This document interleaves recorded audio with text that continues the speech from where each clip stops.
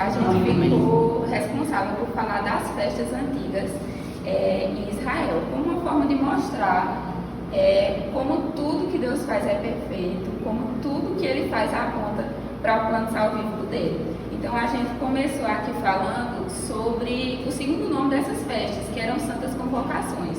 E o próprio nome já fala que é como se Deus convocasse o povo a honrar Ele, tirando um dia ou tirando mais alguns dias, para estar na presença dele, para fazer algumas coisas que Ele pedia. E essas coisas, elas são muito bem explicadas em Levíticos, né? Como algumas outras coisas, tipo deveres sacerdotais, como Israel deveria realizar a adoração, essas coisas. Mas, focando nessas festas antigas especificamente, eu trouxe a questão da Páscoa, Pães Asmos, Primícias, Pentecostes, Festa das Trombetas, Dia da Expiação e Festa dos Tabernáculos. E antes de qualquer coisa eu queria falar um pouco que eles não contavam como a gente conta os meses. Falando meses mesmo, eles falavam de lunação. Eles contavam o mês a partir da primeira lua cheia. Então tinha a lua cheia, eles sabiam que ali era o início de um novo mês. E com isso, eles conseguiam fazer 12 ciclos de lunação de 30 dias e era aí que eles estabeleciam. Uma coisa muito interessante é que a gente vai perceber que os ciclos de lunação, onde essas festas aconteciam, era o primeiro, o terceiro e o sétimo. E como tudo que Deus faz é perfeito, isso também tem um significado que eu vou explicar um pouco mais à frente. Mas falando um pouco agora da festa de Páscoa, que é a primeira, eu vou falar um pouco do contexto. A Páscoa ela começou, a ser celebrada na libertação do povo judeu do cativeiro egípcio. Deus instituiu essa festa para que todos os anos os judeus fizessem para se lembrar da libertação que Deus tinha feito, que era justamente eles pegarem um cordeiro de um ano, um cordeiro macho, sem defeito, sem mácula, e eles deviam imolar esse cordeiro e assar ele por completo, inclusive com cabeça, com tudo, e deveriam comer todo esse cordeiro, igual eles fizeram quando eles estavam para ser libertos do Egito, e eles pegaram o sangue do cordeiro e passaram nos umbrais da porta para que quando o anjo da porta viesse, ele visse aquele sangue e passasse por cima, que é justamente o significado do nome Páscoa, que significa justamente passar por cima. E essa festa, ela introduzia todas as outras. Então, não se podia participar das outras se você não participasse da Páscoa. E isso traz uma lição muito importante para a gente, que é o seguinte: você não consegue participar do plano de salvação de Cristo sem você passar pela crucificação, sem você passar pela cruz, pelo sacrifício. E essa Páscoa, ela vai apontar justamente para essa morte de Jesus, para esse sacrifício, para esse sangue que foi derramado ali na cruz. E a gente vai ver que tem toda uma sequência. Vocês vão perceber, conforme a gente for falando, que realmente ele conta a história do plano de salvação com essas festas. Por exemplo, Pães Asmos, vem depois da Páscoa, ela acontece na primeira lunação, é uma festa de 7 dias, e os judeus não comiam pão levedado, ou seja, eles não comiam pão com fermento, e eles lembravam a pressa de se preparar quando eles estavam na questão do êxodo, né? Exatamente. No dia seguinte, justamente da Páscoa, dava-se início justamente a essa semana de pães sem fermento. Uma semana que os judeus eles assavam pães sem nenhum tipo de fermento para justamente se guardarem no fermento. Ela vai falar mais sobre isso. E também tem a questão de que tem toda essa parte do Antigo Testamento, mas no Antigo Testamento o fermento ele é trazido também na Bíblia, mas com outra conotação. Ele é para você falar do mal, às vezes, em algumas passagens. Então, por exemplo, em Gálatas 5:9 fala que um pouco de fermento leveda toda a massa. Então, é bem nesse contexto. Assim, a gente tem no Antigo, mas aí aponta para o Novo, aí fica essa... E a gente tem a festa de primícias, que é celebrada no início da colheita, que é uma forma de os judeus agradecerem essa colheita que está começando e colocar essa colheita sobre a dependência de Deus. É uma festa de início de colheita e ela lembra a ressurreição de Cristo. Por exemplo, em 1 Coríntios 15:20 diz que Cristo foi a primícia dos que dormem. E aí a gente tem a festa de Pentecostes, que é 50 dias após as primícias. Esse Pente ele 50 dias após as primícias, e ele faz esse elo de ligação entre as 3 primeiras, que é Páscoa, Pães e Asmos, aí tem Pentecostes, e depois tem Primícias, né? Primícias, no caso é pra cá, Pães, Asmos, Primícias, aí Pentecostes, Trombeta, Expiação e Pecado. E isso aí vai celebrar o fim da colheita de grãos. Enquanto as primícias eram o início, Pentecostes era o fim. E sempre com forma de gratidão, e acontece depois de Atos 2, também se entendeu como a descida do Espírito Santo.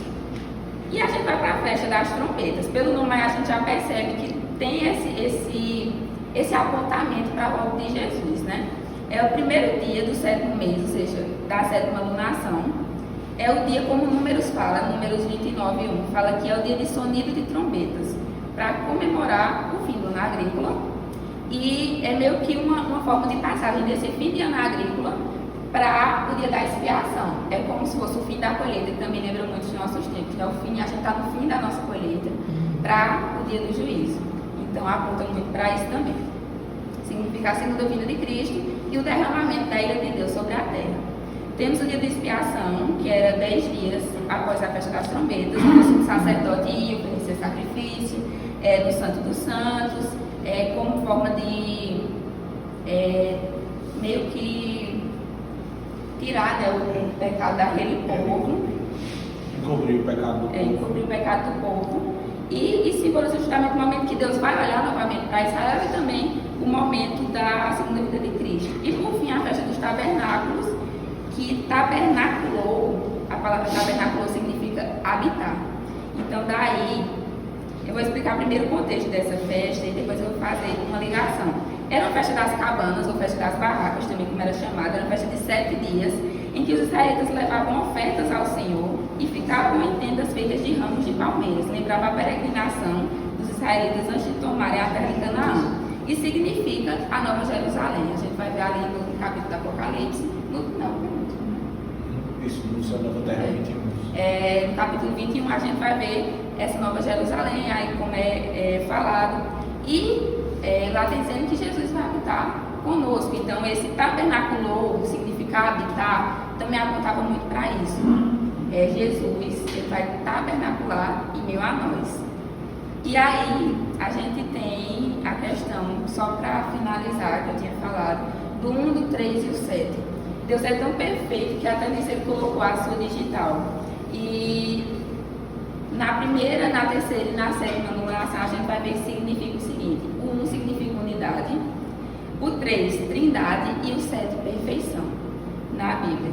Então até isso mostra o plano de Deus para as nossas vidas, todo o plano redentor de Cristo. E eu coloquei algo aqui que eu escrevi, só para finalizar. O simbolismo dessas festas começou com sua morte na cruz como Cordeiro Pascal e terminou com sua segunda vinda, em que ele habitava com o seu povo para sempre. É isso. Acho que é basicamente isso. Muito bom. É isso aí. É isso. Muito bom.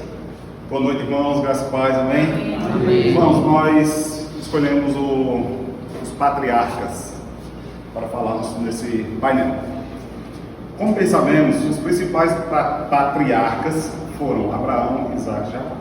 Falando um pouco sobre cada um deles, Abrão, que era pai exaltado, teve seu nome mudado para Abraão, que a partir de uma pequena mudança no seu nome teve um significado tão grandioso. Deixou de ser pai exaltado para ser pai de uma multidão. Falando um pouco mais sobre ele, para mim fica uma indagação.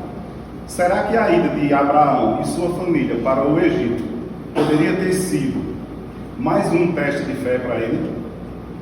A Bíblia nos relata que eles foram para o Egito por causa de uma grande fome que estava acontecendo naquela época.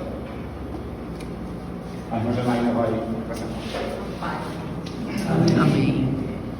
Deus vai em Abraão e tira Abraão, porque não é outro personagem, é o mesmo. Mas Deus muda o nome para mudar a função. A função só pode ocorrer depois que Deus muda o nome. O que Deus tem dentro de você, que Deus pode transformar. Pai exaltado e Pai de multidões. Falando sobre Isaac, a vida de Isaac está muito entrelaçada entre Abraão e Jacó, entre o pai e o filho. Parte da história de Isaac se dá pelo fato da rivalidade de seus filhos, Esaú e Jacó.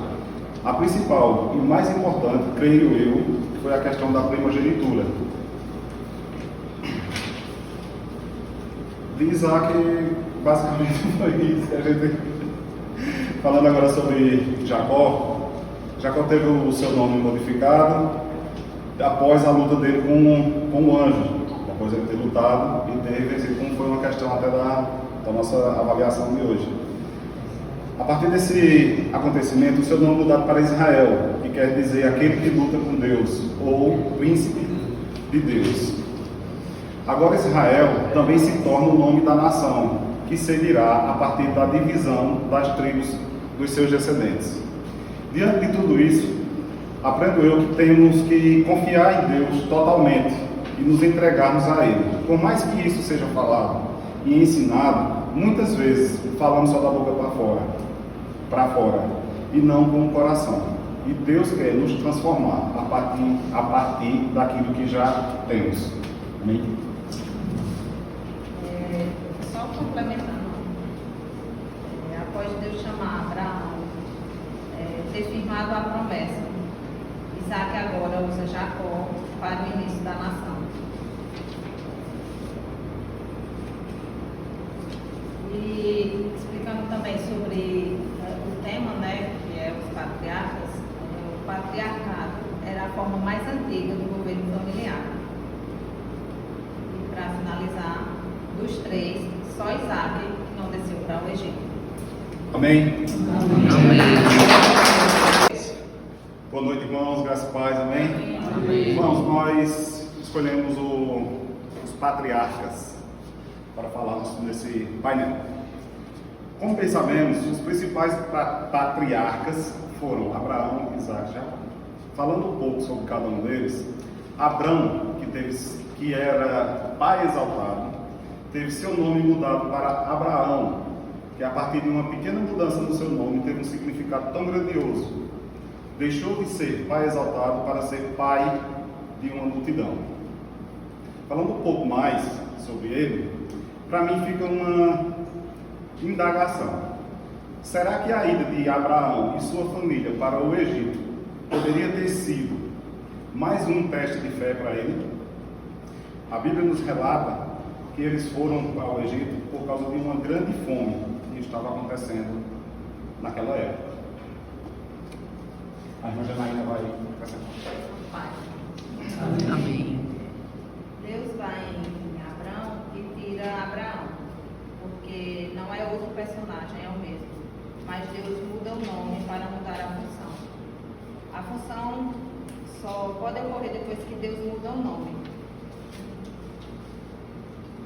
O que Deus tem dentro de você, que Deus pode transformar?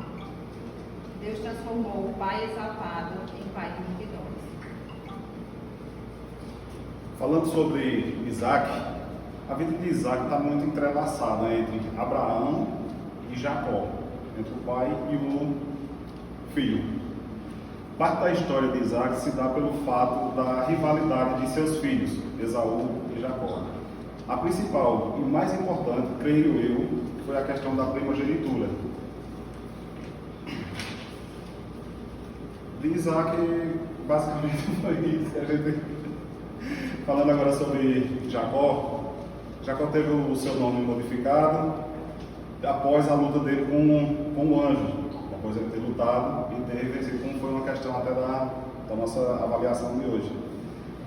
A partir desse acontecimento, o seu nome mudado para Israel, que quer dizer aquele que luta com Deus, ou príncipe de Deus. Agora Israel também se torna o nome da nação, que seguirá a partir da divisão das tribos dos seus descendentes. Diante de tudo isso, aprendo eu que temos que confiar em Deus totalmente e nos entregarmos a Ele. Por mais que isso seja falado e ensinado, muitas vezes falamos só da boca para fora, e não com o coração.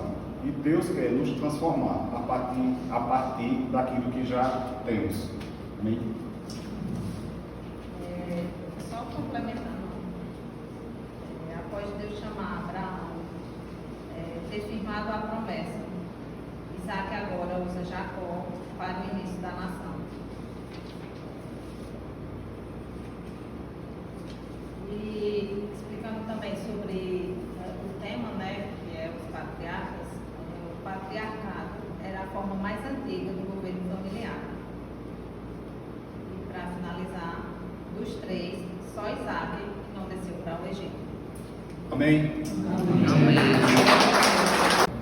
Boa noite, irmãos, graça e paz. A gente ficou com o tema das cruzadas, né? A gente vai fazer um panorama aqui, bem resumido, do que foram essas cruzadas. Bom, as cruzadas, primeiramente é bom a gente entender o porquê desse nome, né? Cruzadas, porque cruzaram, né, todo o continente da Europa, e também pelo fato da questão de que eles riscavam uma cruz nas couraças quando iam nessas peregrinações. Contextualizando para a gente entender melhor, né, o significado real das cruzadas, naquele tempo ali eles não viam como cruzadas, né, eles nem sabiam que tinha esse nome, mas eles viam mais como uma peregrinação militar, né, com o intuito de exercer o controle ali daquela região da Palestina. As cruzadas, elas duraram de 1095 a 1272, e os motivos pelos quais aconteceram as cruzadas, os motivos principais foram 5. Primeiro foi redirecionar os conflitos da Europa Ocidental para o Oriente Médio, né, com relação à conquista de terras. Depois, abrir pontos de comércio para a Europa. Terceiro, dominância política sobre artefatos ou locais históricos e religiosos. Quarto, com relação ao povo, né, o Papa argumentou muito bem, né, para eles irem para essas peregrinações, né, pelo fato da questão de que eles teriam seus pecados perdoados, né, teriam garantia de salvação. E, por fim, ajudar o Império Bizantino, aproximando as duas igrejas, né, a do Oriente e a do Ocidente, a Igreja Ortodoxa e a Igreja Católica. O resumo das 3 cruzadas, né, em Israel, a primeira, ajudar os bizantinos, né, contra o avanço dos turcos, né. O Papa Urbano II convocou os nobres em Clermont para reconquistar o Santo Sepulcro em Jerusalém em 1095. A segunda cruzada, só um detalhe aqui na primeira cruzada, foi que o Papa reuniu os nobres lá, e aí os nobres se reuniram, né, e formaram um exército de nobres e plebeus, né, e aí eles fizeram um cerco lá de 5 semanas e acabaram capturando Jerusalém, né? Estima-se que foram 35 mil pessoas que fizeram parte desse exército, né? E acabaram exercendo esse controle sobre Jerusalém, pelo fato de ter a maioria, né, fazendo parte do exército, a nobreza. Essa cruzada ficou conhecida como a Cruzada dos Nobres. Aí vem a segunda cruzada, né, que começa com a tentativa da reconquista da cidade de Edessa, né, e também a tentativa do cerco a Damasco, que deu errado e teve como consequência a união dos muçulmanos. E a terceira cruzada, conhecida como a Cruzada dos Reis, foi chefiada pelo Papa, tendo como protagonista o rei Ricardo Coração de Leão, da Inglaterra, junto com os reis da Alemanha e da França. E aí eles tinham o intuito, né, de reconquistar Jerusalém, mas não conseguiram. Mesmo assim, eles obteram grandes avanços, né, nos territórios da costa mediterrânea, conquistando a cidade de Acre, né, que era conhecida por seus muros e fortalezas. Coisa interessante sobre as cruzadas é o impacto que elas causaram na região da Palestina. E esses impactos a gente consegue ver até hoje. Então, como é que a gente consegue ver a influência deles ao longo do trajetório do mapa da Palestina? Primeiramente, os cruzados, eles eles iam cercando pelo litoral, que era a região mais fácil deles conseguirem conquistar, e iam avançando internamente, até chegar na questão de Jerusalém. A primeira cruzada, como foi dito aqui, ela foi com o intuito de ajudar os bizantinos, e eles foram fazendo esse trajeto para pegar os turcos otomanos, conquistar os turcos, e até chegar em Jerusalém, que era dominada por outro tipo de povo, que eram os fatímidas, que era um povo árabe, do qual os cruzados invadiram Jerusalém, conquistaram Jerusalém e fizeram um dos maiores massacres da história. E uma coisa interessante sobre esse impacto é justamente a gente consegue ver nas cidades que foram reconstruídas e nas igrejas que foram construídas, espalhando isso ao longo de todo o Oriente Médio. Se a gente prestar atenção, quase todas as cidades que os cristãos tinham, eles construíam igrejas, e essas igrejas eles eram baseadas na arquitetura românica. O que seriam essas estruturas de arquitetura românica? É um tipo de construção de arquitetura, digamos, da Idade Média, e que ele remontava alguns dos aspectos do Império Romano, com alvenaria extremamente grossas, robustas, com janelas pequenas e também com a inclusão de abóbodas, que seriam sim círculos, certo? E também já começa a ter um pouco do desenvolvimento que iria ter a questão da construção gótica, que seria muito popular na Europa, que vai se desenvolver, por exemplo, uma das igrejas mais conhecidas é a igreja da Catedral de Notre Dame. E a gente tem esse tipo de influência. Outro tipo de influência é sobre a questão de como a cidade se organizava, da questão da segurança, dos muros e também de abrir portos. Muitos desses caminhos, desses portos e desses caminhos do comércio foram utilizados muito pela Europa, principalmente até mesmo para fazer com que ela saísse da situação de pobreza que eles tinham durante quase toda a Idade Média. Por exemplo, você pega as cidades da Itália. As cidades da Itália, elas enriqueceram justamente por causa desses conflitos. Outra coisa interessante também é que a gente vê uma mistura não só da cultura cristã, como também a gente vê na questão dos muçulmanos também, como também a sua arte, sua arquitetura e das suas ciências.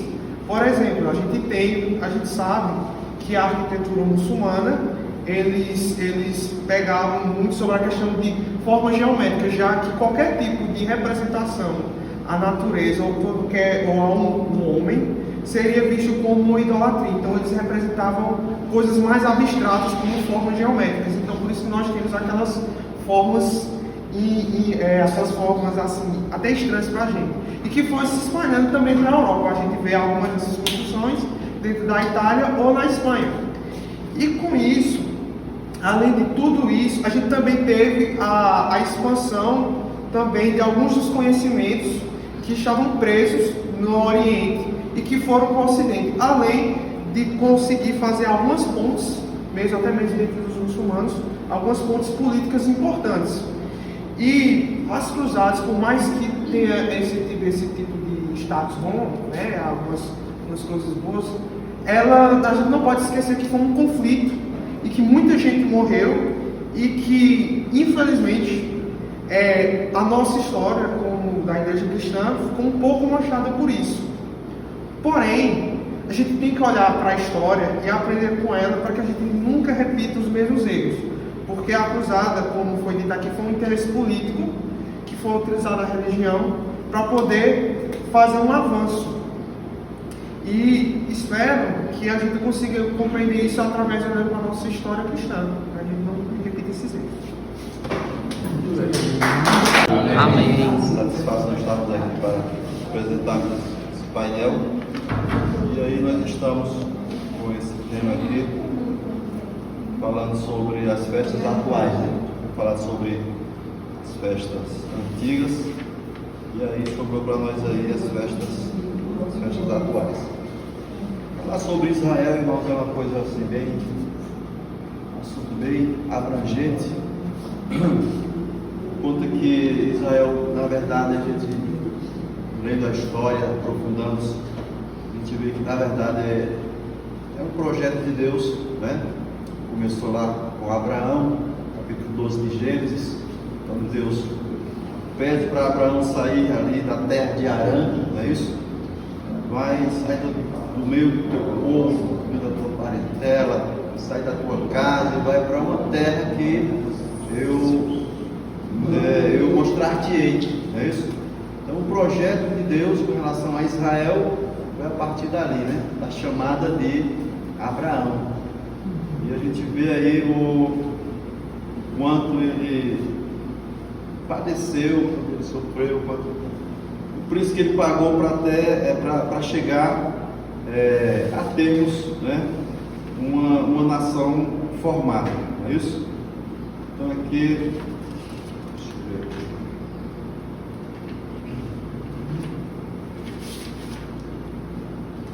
Nós já falamos aqui.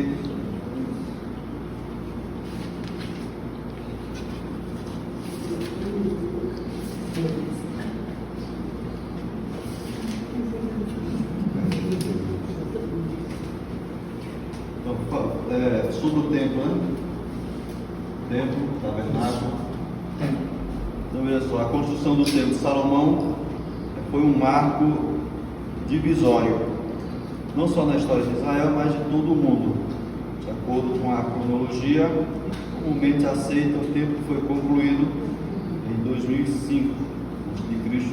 Tocante à arquitetura e construção, projeto e custo, ele é conhecido como um dos edifícios mais notáveis da história. Então, como nós sabemos, é o templo no qual Davi queria muito construir esse templo. É isso, Deus proibiu que ele construísse esse templo porque ele tinha as mãos sujas de sangue, então ficou para o seu filho Salomão construir esse templo. No entanto, Davi já deixou tudo arquitetado, é isso? Já deixou a planta, já deixou o material, o ouro, tudo ok para ele apenas dar o prosseguimento na construção desse templo aí. É isso? Então, na verdade, foi uma obra que marcou, é isso? Que foi, na verdade, um marco divisório da história, é isso? Uma obra esplêndida, coisa admirável, não é isso? E que depois houve aqui, como a história nos mostra, nos fala aqui, que esse templo ele foi queimado, foi destruído e novamente foi reerguido, não é isso? Porque o projeto de Deus, o plano de Deus, então assim, o que Deus tem para realizar, para fazer, embora o homem, né, queira destruir, mas sendo um propósito de Deus, sendo um projeto de Deus, como se diz, o projeto não vai à falência, tem de alguma forma um prosseguimento, né? Tem uma continuação, é isso? Nós vemos Jesus falando a respeito, os profetas também falando a respeito da cana quebrada, não é isso? Pavio que fumega. Então Israel esteve passando por esses momentos, não é isso? Como uma cana quebrada, como um pavio que fumaça bem, né? Mas, no entanto, a promessa de Deus estava ali sobre Israel e esse projeto de Deus ele não para, ele não estaciona, vai à frente. Essa é a vontade soberana de Deus, né? Porque a gente sabemos que a vontade soberana de Deus é aquela que prevalece, independentemente dos obstáculos, as dificuldades, Deus cumpre o seu projeto até o final, é isso? E a vontade permissiva, né?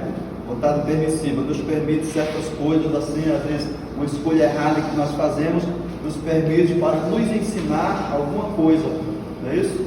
Mas quando é a vontade absoluta de Deus, é coisa diferente, né, irmão?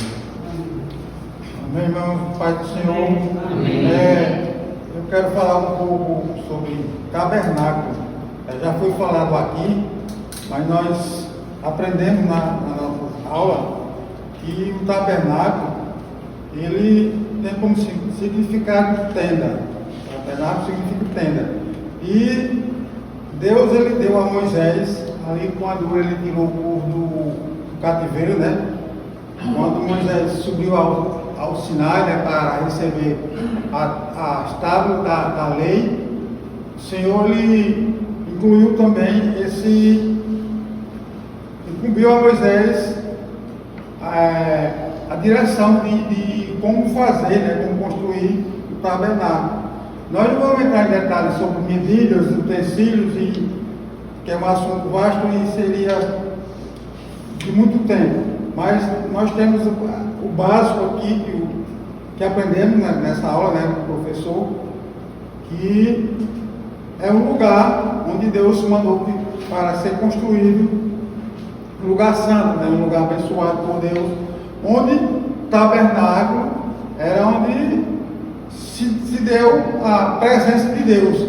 E o povo, ele foi instruído a ir ao tabernáculo para se reunir, né, para se encontrar com Deus, para se aproximar de Deus. É o que aprendemos.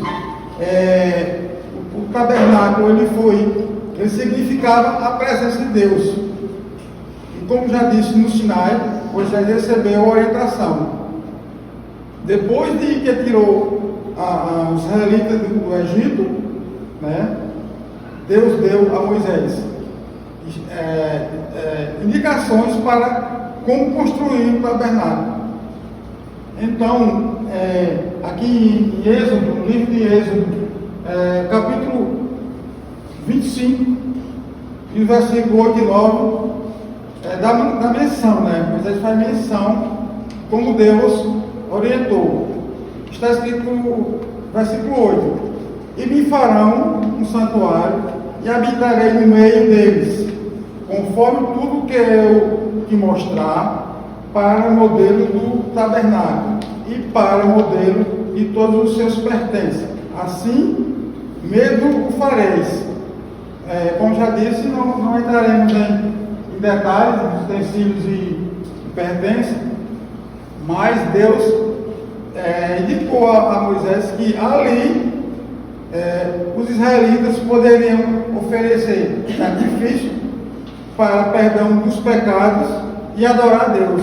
Então, lugar santo, lugar abençoado por Deus e lugar da presença de Deus. Então, esse é o tabernáculo que foi dado orientação a Moisés a construir ali para o povo se aproximar de Deus, porque aquele povo estava no Egito. Mas Deus tinha propósito de trazer o povo para junto dele.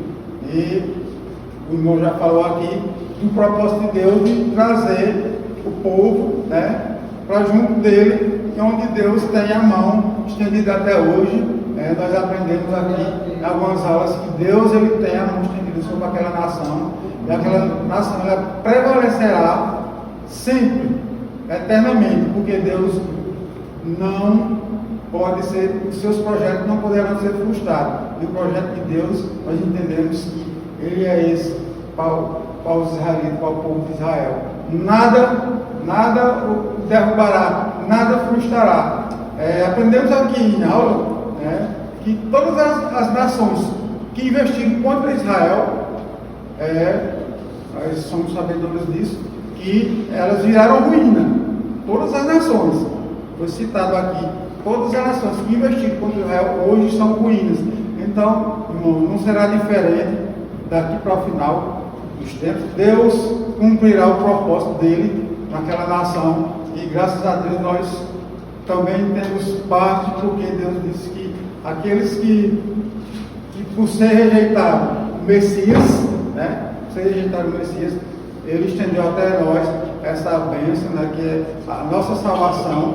Nós somos povo estrangeiro, mas também recebemos de Deus, e o propósito é que um dia nós estaremos uma só nação, um povo, estaremos juntos na glória.